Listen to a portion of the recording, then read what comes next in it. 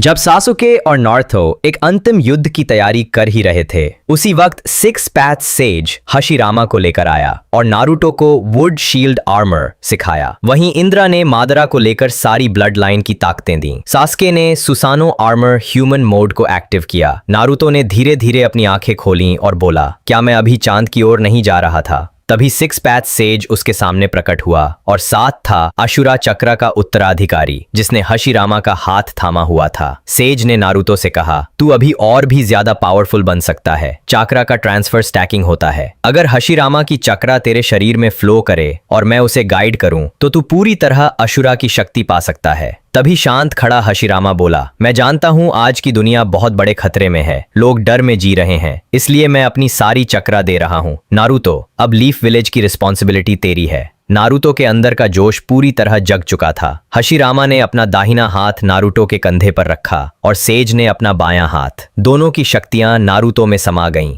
Naruto की blood line mutate हो गई। उसकी आंखें फिर से खुलीं। पूरे चेहरे पर सेज मोड मार्किंग्स उभर आए। आंखें बन गईं सेज आइज। वुड शील्ड बन गया एक फुल बॉडी आर्मर। पूरे शरीर को घेरने लगा एक विशाल वुडन ड्रैगन। अब जो नारुतो था वो एक कंप्लीट और फाइनल फॉर्म नारुतो था। वुड ड्रैगन उसके सामने लहरा रहा था। दूसरी तरफ इंद्रा और मादरा ने भी अपनी सारी शक्ति सास्के अपने वारिस को दे दी, जैसे वो अपनी पुरानी गलतियों का प्रायश्चित कर रहे हों। इंद्रा की इमेज धीरे धीरे फेड हो गई। सास्के ने उनकी सारी शक्ति इनहेरिट की। उसकी ब्लड लाइन एक्टिवेट हो गई और फिर उसने भी सुसानो ह्यूमन शील्ड आर्मर मोड को एक्टिव कर लिया। जब वो आर्मर सामने आया, दुनिया दंग रह गई। अब किसकी हिम्मत जो इन वॉरियर्स का सामना करे।